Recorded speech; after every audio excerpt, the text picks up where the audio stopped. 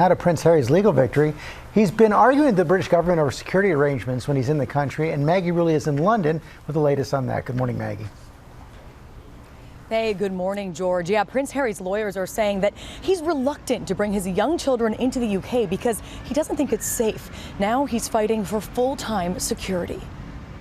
A major legal victory for Prince Harry, the Duke of Sussex challenging the UK government and winning the first round in his legal battle over security for him and his family in the UK. When the Duke and Duchess of Sussex stepped back from royal duties in 2020, the government decided Harry would no longer receive taxpayer-funded police protection while in Britain, even if he covered the cost himself, something he says he's willing to do. Now, the judge ruling his case can proceed to the High Court. The judgment citing transparency, adding the prince should have had a chance to make his case. He says that since birth, he's been born into a world that requires levels of security, not just to keep himself safe, but also his extended family, the people he marries, the children he has. Prince Harry telling Oprah security remains a top priority. My family literally cut me off financially, and I had to afford security for us. At the time, a decision was made by a committee for the protection of royalty and public figures that security would be granted on a case-by-case basis. But he wants police protection full-time when they're on British soil.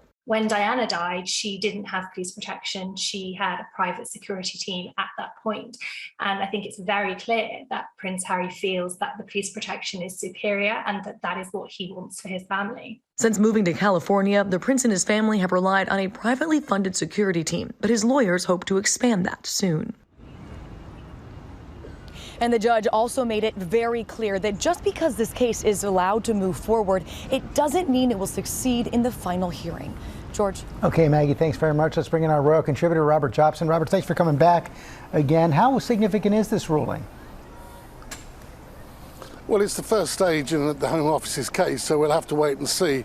But ultimately, George, I think that the Home Office and the Scotland Yard are getting this completely wrong, because ultimately Prince Harry was a serving soldier on the front line twice. He is a legitimate target to terrorists. And can you just imagine the issues if something did happen whilst his family and him were here? So I think that really they should just come to some sort of sensible compromise. Yeah, that seems like common sense to me as well. If they do decide to go through with it all the way, what are the chances that Harry wins? Well, I think at the moment they're probably 50-50. The fact is the Home Office can't say that they're going to defend everybody. Obviously they can't. But as it stands at the moment, George, former prime ministers get protection.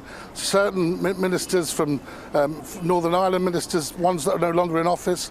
We've had situations here where MPs, my MP was actually murdered in a terrorist incident. So I think we should be looking beyond the court cases and the optics and the PR and just look at what would actually happen if something bad happened to him. Because I think that ultimately this whole case will be looked at in a very bad light in that case. No question about that. I guess the fact that it's even a fight says something about the relationship between Harry and the rest of the royal family.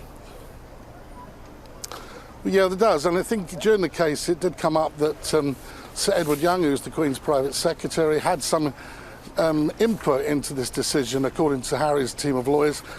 Obviously, there's an issue he has with the Queen's private secretary. I think that's some of the team around him. Around her were the people that he was getting at during an interview quite recently. So I think that he feels that it's a personal attack against him. But ultimately, I think really it's in terms of the amount of money involved here, it's negligible to the problems it could cause if something happened. Let's hope they work it out. Robert Jobson, thanks very much. Well, hey there, GMA fans. Robin Roberts here. Thanks for checking out our YouTube channel. Lots of great stuff here. So go on, click the subscribe button right over here to get more of awesome videos and content from GMA every day, anytime. We thank you for watching, and we'll see you in the morning on GMA.